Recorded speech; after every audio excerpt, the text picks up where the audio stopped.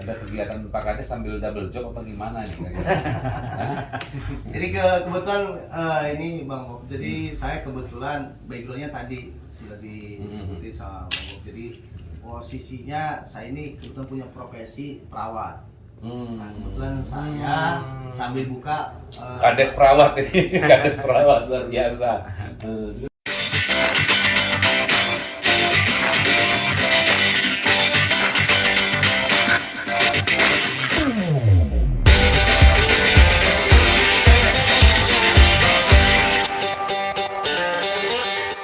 Assalamualaikum warahmatullahi wabarakatuh. Salam sejahtera, takbipun.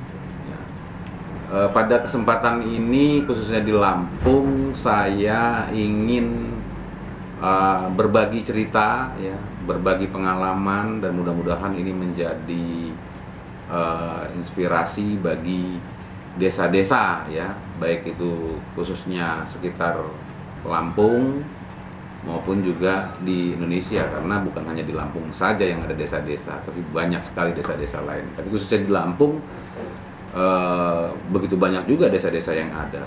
Saya berkunjung ke desa Bujuk Agung, ya, Kecamatan Banjarmargo di Kabupaten Tulang Bawang, yaitu sebelahan dengan Kabupaten Mesuji langsung, ya. Yang kebetulan akhirnya saya menyempatkan mampir ke situ, ya. Dan saya bertemu dengan kepala desa, datang ke rumahnya, ya, bentuk rumahnya seperti biasa, tapi di samping ada klinik, ya. Kepala desa ini masih muda, ya, bernama Iskandar, yang titelnya CAP, ya. CAP itu adalah ternyata keperawatan gitu tuh. Jadi ini yang menarik, ya. Saya lihat ada hal yang mengapa seseorang itu akhirnya dipercaya menjadi seorang kepala desa. Ini menarik sekali, seorang lulusan keperawatan dipercaya untuk memimpin desa yang notabene di desa tersebut banyak, ya, yang menjadi mata pencaharian itu adalah masalah pertanian. Ini kan sudah jelas-jelas berbeda jalur. Nah, kenapa akhirnya menjadi sumber inspirasi dan harus saya masukkan ke dalam channel YouTube saya, ya, untuk diketahui oleh khalayak sekalian, ya, bahwa tentang pendidikan memang penting, ya, penting. Tetapi sekali lagi hakikatnya pendidikan itu rupanya juga berbaur atau bisa bersinergis dengan apa yang menjadi harus pemikiran, menjadi dasar-dasar pemikiran bagi setiap kepala desa yang ada. Desa Bujuk Agung itu cenderung banyak pertanian, perkebunan, ya, seperti singkong, seperti tebu misalkan, ya. Ada juga yang petani karet dan sebagainya. Yang menarik adalah jalan pikiran beliau Iskandar, yang usianya tidak terlalu tua dan memang juga tidak terlalu muda, tetapi dia punya obsesi atau punya cita-cita untuk di desanya itu untuk mengubah mindset, ya, bagaimana cara membibit singkong atau tanaman yang menjadi budidaya para petani di desanya itu untuk berkembang lebih baik, ya, untuk berkembang lebih cepat, ya, tanaman tersebut, sampai seperti itu. Jadi pikiran-pikirannya dia sangat off the box, ya. Nah, di samping rumahnya itu beliau membuat klinik, ya. Jadi bagi warga desanya yang sakit, yang sakitnya sedang, tidak terlalu berat, ya, akhirnya beliau bisa, ya, mengobati penyakit-penyakit tersebut. Ini luar biasa sekali. Jadi ini sebuah contoh, ya, artinya setiap kepala desa itu punya inovasi sendiri masing-masing, ya. Jadi pertanian diurusin, ya, perkebunan diurusin, terus bagaimana pola penghidupan masyarakat, ya, itu menjadi tugas kepala desa, dan inovasi, ya, bagi kepentingan warga, ya. Jadi kliniknya itu sampai dengan pengobatan yang bersifat spiritual, ya, dengan zikir. Jadi kalau bayar ke kliniknya dia itu wakaf namanya, gitu, membayar wakaf, ya. Yang artinya bagi yang punya uang, nanti ada yang nggak punya uang beliau layani, tetapi disubsidi silang, gitu loh. Jadi uang pun juga seadanya kalau saya lihat, ya. Dan saya bisa memprediksi dan saya sudah bertanya kepada warga langsung bahwa yang datang ke kliniknya beliau itu satu hari tidak pernah kosong, Ya mau sakit gigi, sakit mata, sakit apa segala. Bahkan saya sempat juga mewawancarai pengantar pasien gitu. Sebentar aja paling hanya 2-3 detik, tapi itu adalah bukti nyata bahwa sakitnya sakit mata. Anda nganter siapa Mas? Nganter orang yang sakit mata, keluarganya dianterin. Nah, ini perlu satu sebagai inspirasi ya. Jadi pikiran-pikiran kepala desa itu tidak terbatas, dia bisa melakukan inovasi-inovasi apapun itu demi kesejahteraan warga. Ya, maka lebih baik kita simak betul ini. Ya, silakan disimak ceritanya. Terima kasih.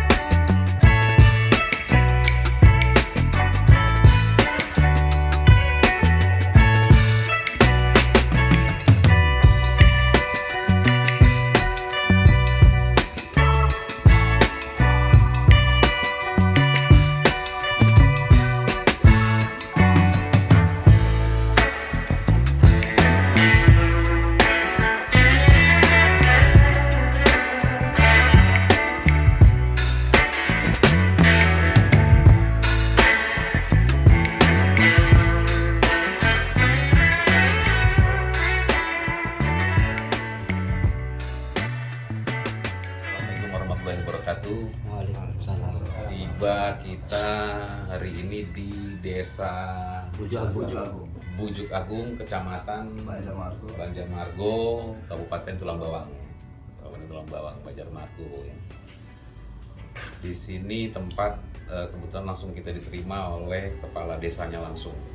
Ya, ada yang unik nih kepala desanya nih, Iskandar ya.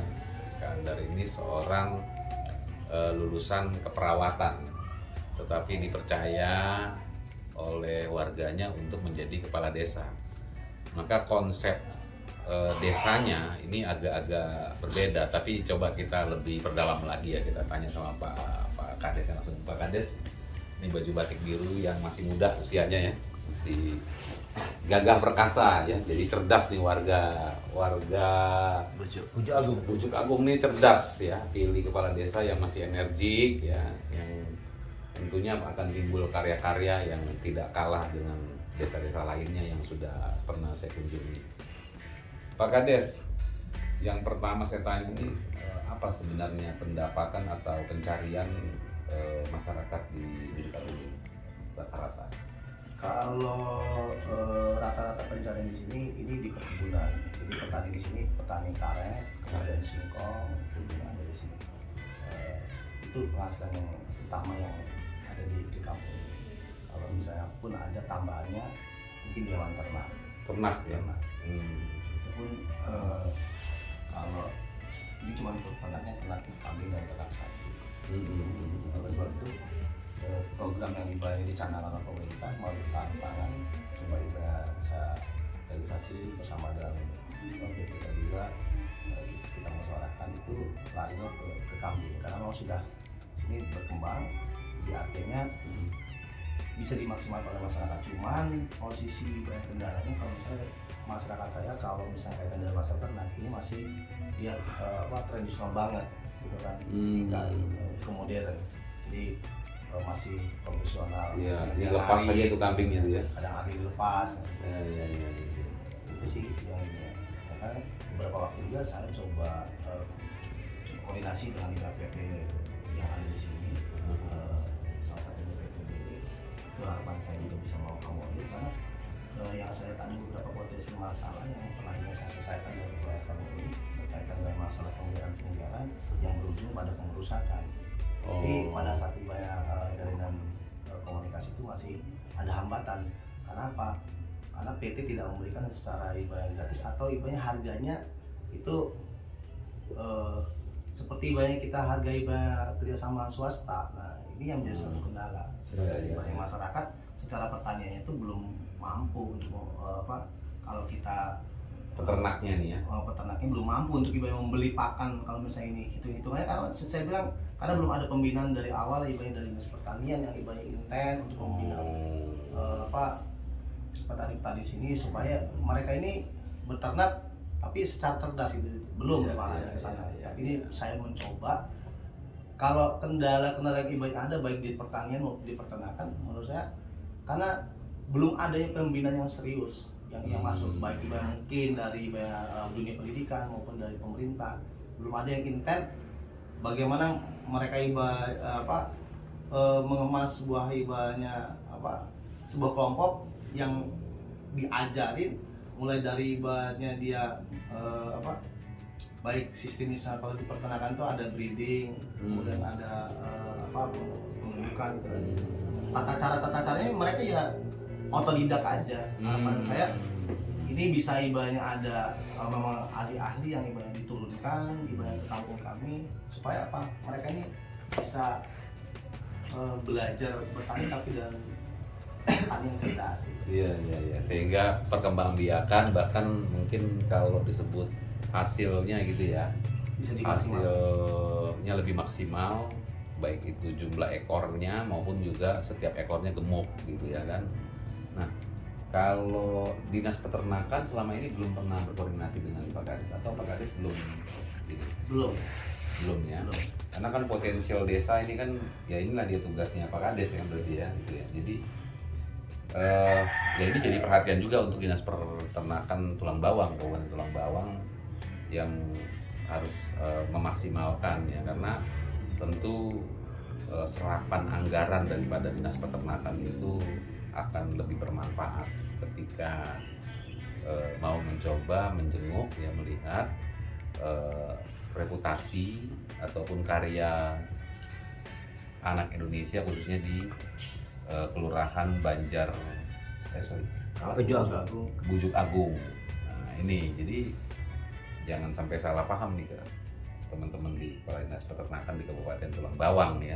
Nah, selain itu pertanian tuh, sekarang kan Pak Kades ya, saya itu sangat pilu ya, karena mau gimana sulit juga karena posisi harga singkong itu, harga hasil panennya mau karet mau apapun itu turun ya kan, bahkan mungkin perlu waktu panen yang keras ya, seperti misalkan 2 hari 3 hari atau panen yang banyak baru bisa dapat kebeli 1 liter beras.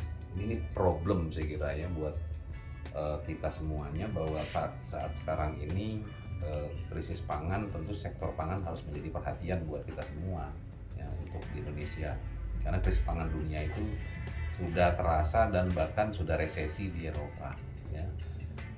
Kalau di Lampung ini belum, tapi kalau didiamkan harga pupuk dan sebagainya. Nah, kira-kira Pak Kades gimana ini untuk, jadi saya udah pasti tahu masalahnya di situ tuh kalau untuk pertanian tuh. Apa kira-kira rencana terobosan? Kalau saya sih kaitan dengan masalah itu, kaitan untuk menghadapi resesi baik yang berdampak juga ke pertanian. Sebetulnya ya lagi-lagi ada satu keterbatasan yang juga tidak mampu dilihat oleh pemerintah. Mencoba, tapi ibaratnya saya di angka 2023 ini akan juga mencoba melihat itu. Karena menurut saya harga singkong murah ini karena apa? Dicabut, dijual ke pabrik. Tapi kalau ibaratnya sedikit dimodifikasi, ya kan? Tapi ini butuh ibarat modal, butuh alat menurut saya, dan butuh ibaratnya edukasi ya, kepada masyarakat. Kalau misalnya sedikit aja kita edukasi, singkong ini dijadikan suatu bahan pangan yang juga bisa menjadi sebuah ciri khas di kampung ini. Itu untuk dikonsumsi ya? Untuk dikonsumsi. Mungkin ini juga akan bisa lebih menguntungkan kepada petani menurut saya. Jadi contoh misalnya kita bikin makanan olahan, iya, atau mungkin kita bikin ibarat tiwul dan lain sebagainya, kan harganya lebih daripada yang kita hanya cuma jual singkong. Tapi jual singkongnya kemana sih? Ya? Selama ini jual singkongnya kemana? Jual singkongnya kalau masyarakat perusahaan ya? Tetap ke perusahaan, mungkin ke Sinar Laut atau misalnya ke BW atau ke Lambat Jaya. Jadi yang dipikirkan oleh masyarakat kan nggak mau ribet-ribet, cuma hanya tanam, panen, jual. tapi tidak ada yang berpikir bagaimana mengolah sendiri. Nah, Iya, sehingga ini akan menyerap tenaga kan, tenaga Iya, kerja iya, sebenarnya kalau iya, misalnya ada. Tapi untuk menciptakan ini juga butuh sebuah terobosan, butuh modal, butuh ibarat edukasi bagaimana mengolah si ibarat singkong ini untuk menjadi produk yang ibaratnya jadi ciri khas di Ciri sini, daerah, ya. gitu kan. Kan ini belum ada yang berpikir ke sana, bahkan menurut saya di berbagai banyak kampung atau kecamatan yang banyak ada di seputaran Banjarmasin ini kayaknya belum ada itu. Hanya cuma berpikir karena apa, petani kita juga nggak ibaratnya saya sedikit menyalahkan karena apa, pola cara bertani di Indonesia rata-rata ikut-ikutan. Nah, inilah yang menghancurkan ibarat harga gitu kan. Jadi mudah dipermainkan oleh pihak pengusaha kalau menurut saya. Jadi ketika kita ibarat juga bisa menciptakan produk-produk yang nggak hanya berpangku kepada ibaratnya perusahaan, bisa menciptakan ibaratnya inovasi-inovasi sendiri, menurut saya itu nggak berpengaruh sebetulnya. Ya itu sudah terbayang ya, ini kepala desa kita Pak Iskandar ini punya pemikiran yang out of the box ya, artinya ketika orang berpikir sulit harga singkong jatuh apa segala macam, beliau berpikir bagaimana olahan singkong tadi ini diubah ya, bukan panen kemudian jual. Nah itu yang mungkin udah yang monoton seperti itu yang tidak, makanya out of the box-nya itu yang saya maksud itu adalah seperti buat singkong panen kemudian dibuat olahannya, dan kemudian juga bisa juga sebagai bahan makanan di rumah ya, untuk kebutuhan pangan ya, kebutuhan makan kita sehari-hari ya, untuk coba ya bukan menggantikan beras lah ya, beras kita pasti juga banyak ya. Jadi jangan berpikir kalau udah beras ganti singkong itu berarti udah lemah kita, negara kita. Jadi jangan berpikir seperti itu ya, artinya singkong itu juga punya zat yang tidak kalah hebatnya ya Pak Kades ya. Jadi out of the box ini luar biasa. Nah, jadi pikiran Pak Kades ini kan sebenarnya jadi kalau ada satu pepatah yang mengatakan bahwa engkau adalah pikiranmu gitu, artinya perbuatanmu itu berdasarkan pikiranmu gitu, kan begitu. Nah untuk terbukti atau terrealisir ya, apa yang menjadi pikirannya Pak Kades ini, apa harapannya Pak Kades ini? Kan pasti ini butuh dukungan, artinya dukungan daripada warga, dukungan daripada ya kalau mau singkong kritik singkong atau apalah yang disebut itu kan marketnya atau apanya segala macam, apa kira-kira mungkin ada out of the box lagi nih yang di luar pikiran saya. Kalau harapan saya gini, jadi yang pertama itu sebetulnya yang dibutuhkan adalah peningkatan sumber daya manusia dulu.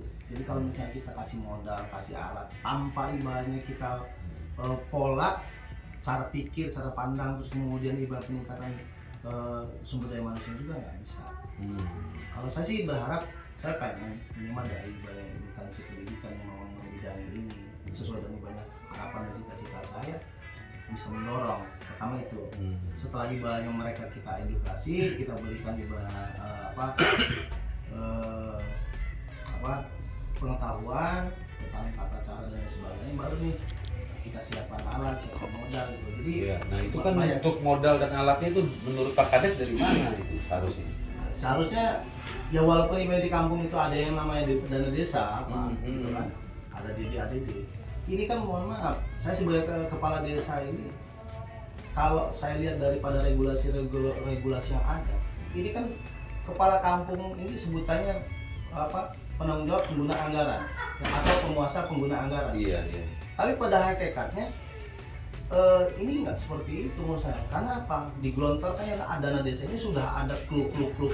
Sudah alirannya mau kemana, sehingga kesempatan kita untuk menggunakan out of the box ini, pikiran kita ini tidak bisa. Tidak bisa. Gitu. Menurut saya di situ.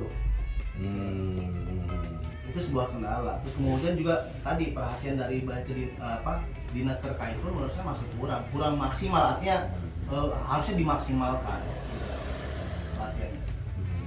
Itu menurut saya. Ya ini jadi jelas nih, jadi kepala desa ini Pak Iskandar ini luar biasa ya. Saya orang Jakarta jadi tersenyum kecil gitu, tersimpul.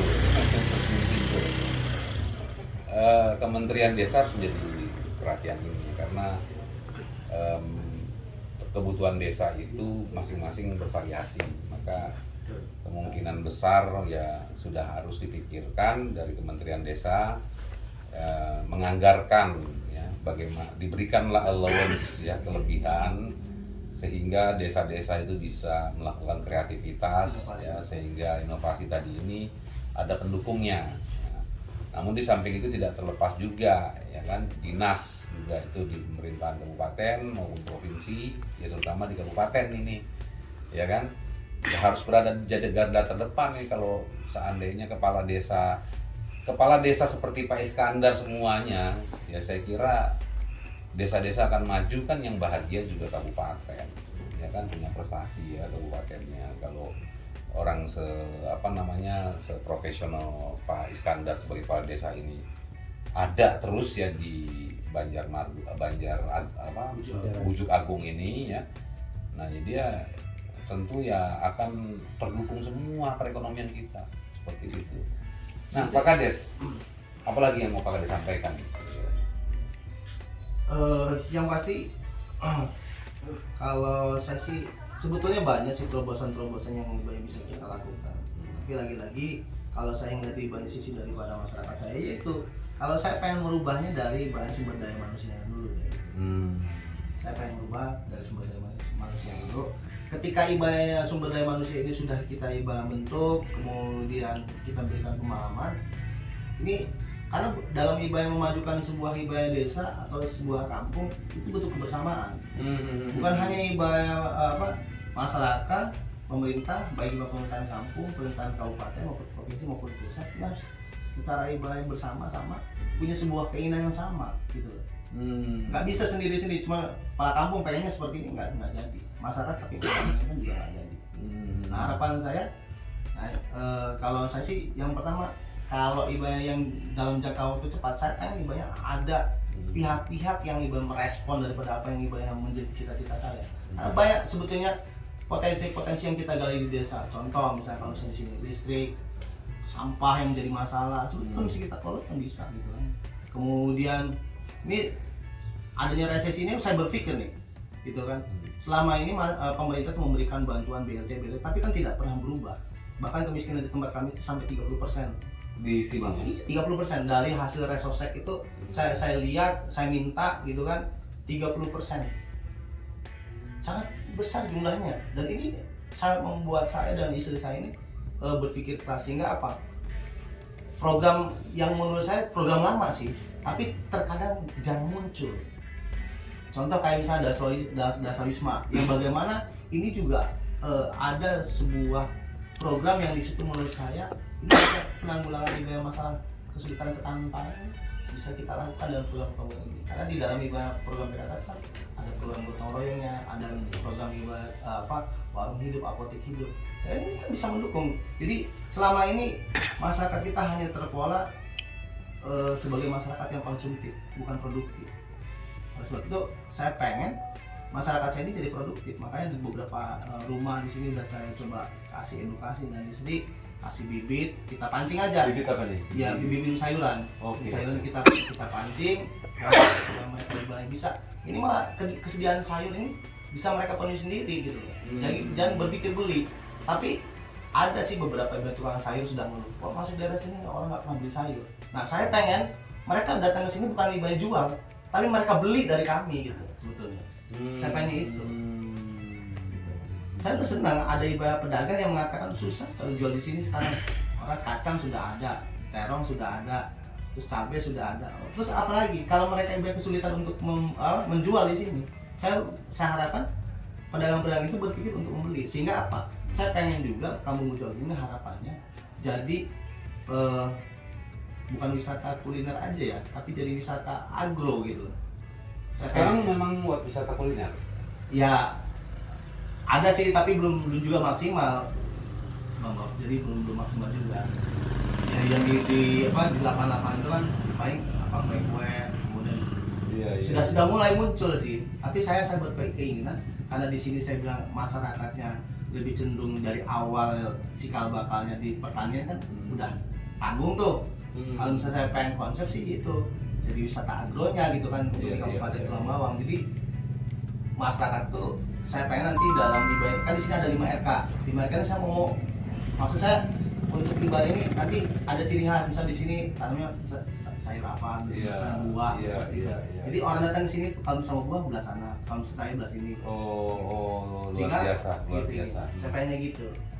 Kita berapa dusun ini? 5 dusun ya. RK itu dusun ya berarti Iya. ya. Kalau jumlah kakaknya Jumlah kakaknya sementara hibahnya ada yang hibah saya ketahui itu 1291. 1291 kakak ya. Udah luar biasa, banyak yang diurusin Pak Kades ini oleh warga. Ini saya ambil minum dulu sedikit Pak Kades nih, biar sudah santai-santai dulu. Pak Kades, itu kok saya lihat di depan masuk itu Pak Kades itu ada cap apa tuh, Iskandar cap apa itu intel apa itu. Jadi Dan terus juga tadi saya lihat ada di ruang samping ini ada praktek apa gitu. Ini ada kegiatan Pak Kades sambil double job apa gimana nih? Jadi kebetulan ini Bang Bob. Jadi saya kebetulan backgroundnya tadi sudah disebutin sama Bang Bob. Jadi posisinya saya ini kebetulan punya profesi perawat. Nah, kebetulan saya sambil buka Kades perawat ini, Kades perawat luar biasa.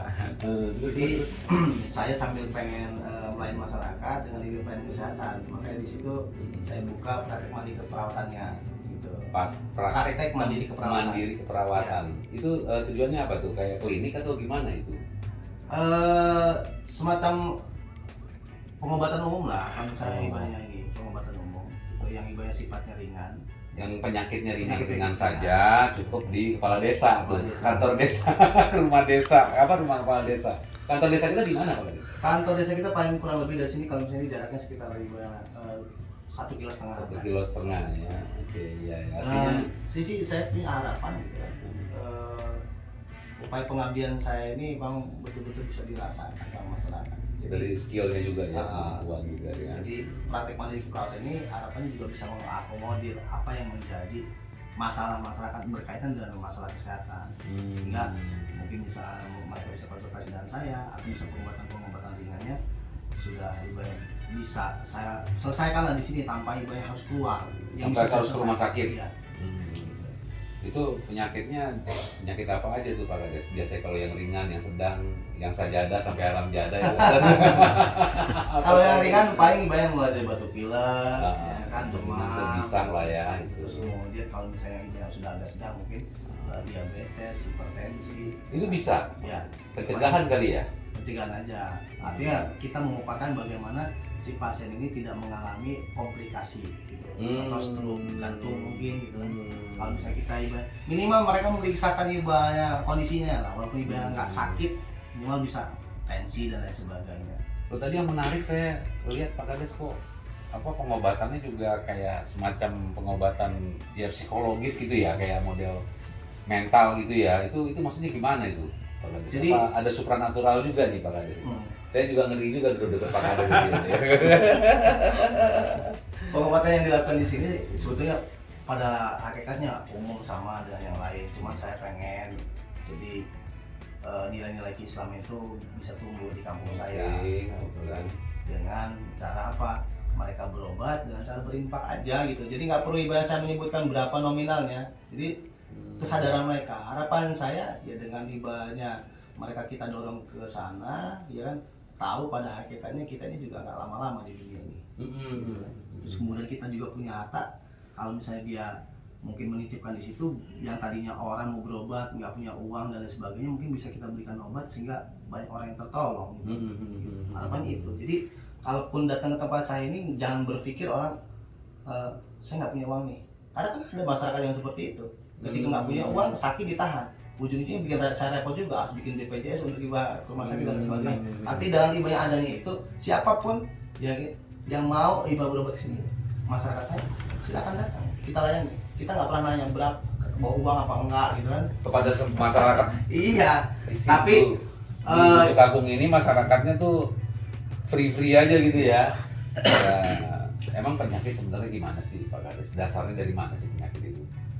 Jadi dasar penyakit itu juga mungkin katanya kalau dapat uangnya nggak bener penyakitnya jadi banyak, itu gimana tuh sih Pak Kades? Jadi dasar penyakit itu sebetulnya kan bukan hanya karena virus, karena bakteri. Bisa jadi kan karena pikir. atau stresor kalau misalnya bahasa kami itu berawal dari stresor. Nah, sehingga dengan ibadahnya dia datang, saya bilang kita bisa memberi itu kan bisa bikin kita bahagia, Bang Bob kan. Nah, minimal dengan kebahagiaan itu. Terus kemudian ada sebuah keyakinan, saya yakin nih bukan obatnya, tapi mudah-mudahan dari infak ini saya bisa sembuh. Artinya minta kesembuhan itu bukan sama saya yang obat atau sama yang jaga, yang bantu saya di sini, tapi ibadah sama Allah gitu kan. Gitu.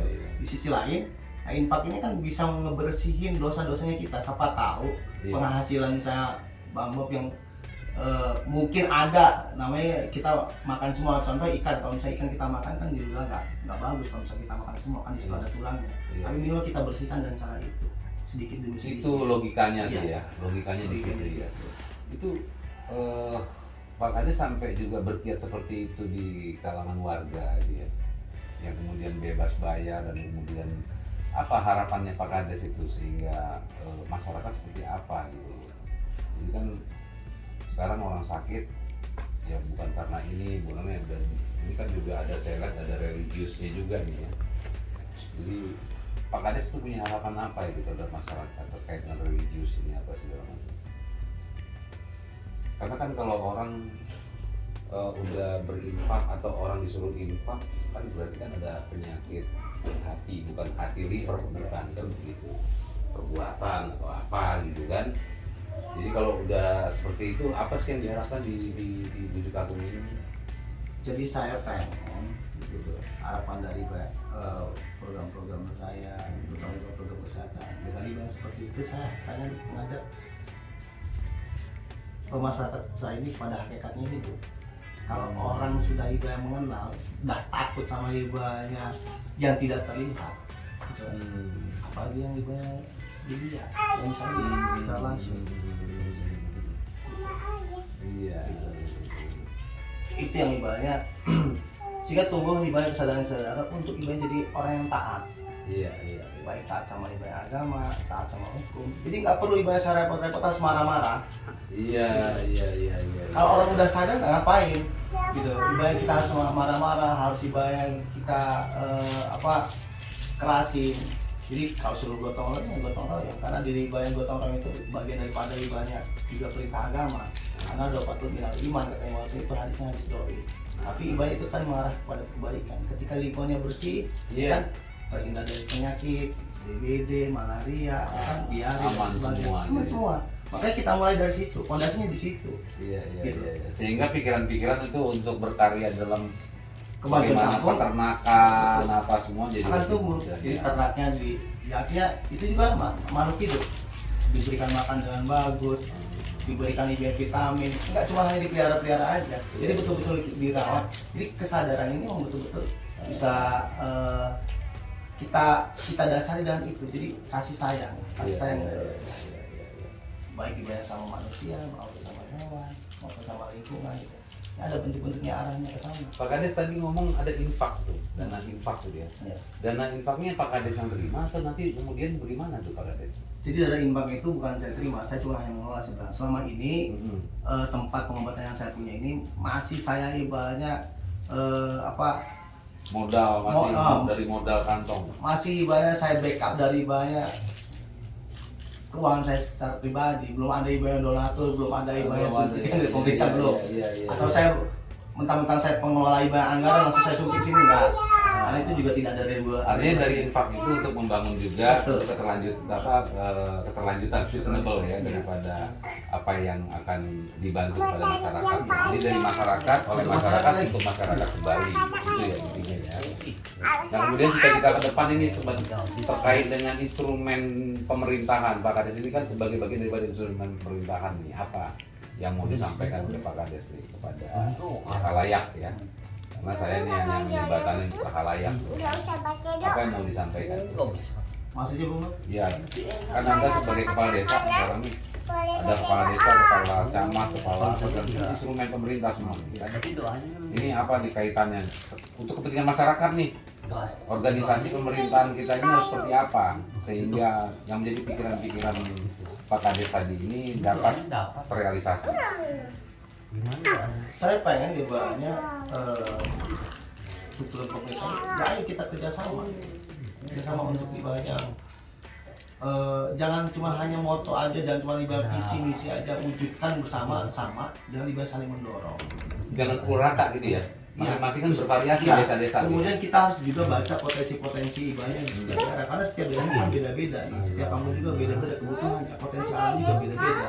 Nah saya bilang kalau misalnya di tempat saya di sini, ya, masyarakatnya ini petani karet, petani singkong, artinya juga ada pembinaan, terus kemudian bagaimana kebutuhan mereka ini juga perlu juga saya sampaikan gitu kan. Pupuk aja susah gitu kan, terus kemudian dibatasi gitu. Tapi saya nggak kalah trik deh, karena ibarat masyarakat saya ini kan ibaratnya ada ternaknya tuh, sudah mulai kita arahkan ke alam lagi gitu. Jangan hanya ibarat terpaku kepada pupuk pabrikan. Yang ibaratnya ini bisa di pupuk kandang ya, pupuk kandang dari mata itu ya, pupuk kandang. Artinya kerjasama dari banyak terkait instansi yang ada itu saling mendorong aja, saling mendorong, kemudian coba melihat potensi-potensi ada ya dimaksimalkan, mungkin di edukasi tadi itu. Karena menurut saya pelatihan lab skill yang ada ibaratnya di setiap wilayah itu jangan cuma hampir seremonial aja, betul-betul ibarat dimaksimalkan lah, terarah dan fokus. Ya terarah dan fokus, nggak cuma seremonial, cuma hanya ibarat ngabisin anggaran aja gitu, atau misalnya ada kepentingan apalah gitu. Kadang-kadang kebanyakan yang saya tuh hanya seperti itu sih gitu, nggak ibarat yang betul-betul dimaksimalkan gitu. Harapan saya sih khusus untuk Kabupaten Tulang Bawang ya, coba buat kampung-kampung percontohan. Jangan ibaratnya studi banding kita harus ke Jogja. Kenapa? Kalau misalnya kita bisa studi sendiri kan gitu. Harus ke Jakarta, misalnya ke Bandung segala macam. Tapi kita sendiri. Kita pilih potensi-potensinya ada.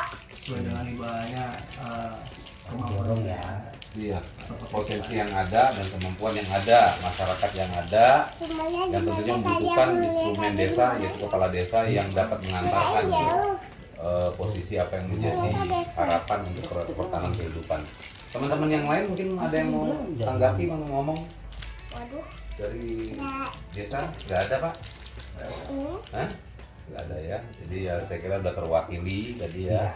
Jadi jelas ya kawan-kawan sekalian bahwa di Desa Bujuk Agung ini, Kecamatan Banjarmargo, Kabupaten Tulang Bawang, ya, ada ya potensial. Tapi kalau saya menilainya ada seorang kepala desa yang punya pandangan perspektif yang sangat brilian, yang dalam hal ini melahirkan beberapa hal. Saya coba simpulkannya. Artinya instrumen desa perlu perhatian dari pimpinan di Jakarta. Ya, artinya Kementerian Desa jangan monoton, harus out of the box sebagaimana perintah Presiden Joko Widodo, ya kan? Artinya kalau dipukul rata semua seperti dana-dana desa yang keluar dari Kementerian Desa yang harus outputnya sudah diatur tanpa melihat bagaimana kearifan lokal atau keberadaan lokal yang ada, potensi lokal yang ada, ini akan sulit sekali. Nah makanya juga dibutuhkan dari tingkat kabupaten untuk menghantarkan, karena kabupaten lah yang mengurus tentang desa-desa ini, baik daripada bidang-bidangnya, dinas-dinasnya, dinas peternakan, dinas pertanian, dinas kesehatan lagi ya, maka ada tadi dinas kesehatan, macam-macam nih udah. Ya jadi saya kira cukup ya diskusi kita hari ini dengan Pak Iskandar Kep ya, selaku ya termasuk ahli kesehatan yang sangat luar biasa. Obatnya juga termasuk zikir ya, jadi luar biasa ya, dan wakaf daripada si pasien, keterlanjutan juga untuk pasien-pasien lainnya yang nggak punya kemampuan keuangan. Ya, assalamualaikum warahmatullahi wabarakatuh. Berobat Mas? Itu nganterin Bang. Nganterin? Oh, sakit apa? Mata. Oh, udah sering kesini ya? Sering kesini. Iya. Makasih ya Mas ya.